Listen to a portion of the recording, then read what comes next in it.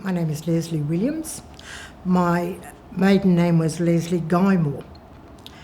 I grew up in Cherbourg, and I grew up in a large extended family, which is just beautiful to have all my cousins, sisters and brothers under the one roof as one big family group. Growing up there, we had a wonderful childhood. It was just, even though it was restricted, but at the time we didn't know how restricted it was, because as kids you were just enjoying childhood things. We played after-school games like skipping, hopscotch, marbles, all those types of games. Then, of course, with most Aboriginal communities, there's always a way of getting information around. So I think it's referred to now today as the Murray grapevine. So word is spread around the camp that there's going to be marching girls teams formed if you'd like to be a marching girl. Had no idea what a marching girl was. So every girl turned up. We went down to where down the hill towards where the sawmill was. And but we were all excited, keen, especially all us younger ones. I think about 50 girls turned up. So there were these 4 teams that were formed. So which was the senior team. They were called the Dulcaras, and then Mirandas, and then the 2 little midget teams. There was a senior midget team, meaning the older of the junior teams, Imparas, and then of course the little Magaras. Because we were the only Aboriginal teams, we were given Aboriginal names, which turned out to be just awesome. We all started practicing and marching in the dirt and dust flying everywhere. We didn't care. We wanted to be part of this marching team. We had white uniforms with red inserts in the pleats and red gloves, and of course red hats, red and white hats, and red braid and epaulets on our shoulders. Part of that was our uniform.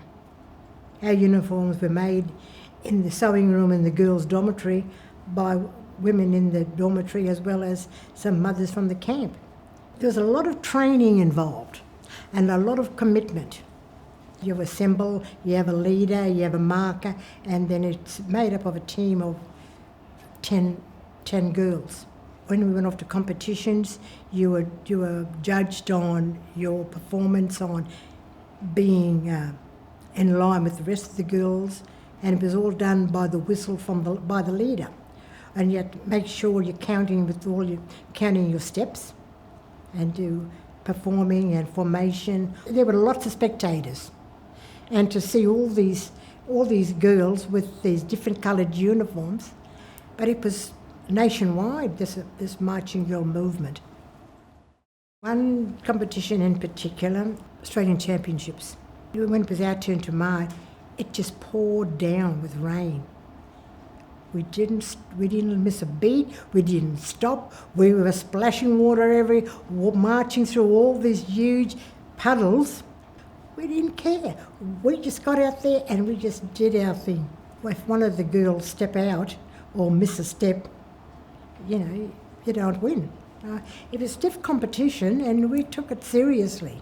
When it came time for the big assembly to present the trophies, we got second in the Australian Championships. In the late 1960, we had international visitors. It was Chief Walking Buffalo. At that time, we didn't know there was all this going on behind the scene about going to Melbourne. I always remember Mr. Pascoe, he was responsible for establishing the Marching Girls. He said, "I've got some exciting news to tell you, girls, but you've got to be sworn to secrecy." We were excited about it, told our family, and kept looking at the map, how far Melbourne is away from. We gave special marching displays at the Victorian Championships, and then marching in the Moomba Parade. There's lots of good events and lots of friends made, and being able to be part of a national thing. but I don't think they realised how popular it was, how big it was, and how special and important it was. It actually put Cherbourg on the map. And that's something that we can look back on, with pride.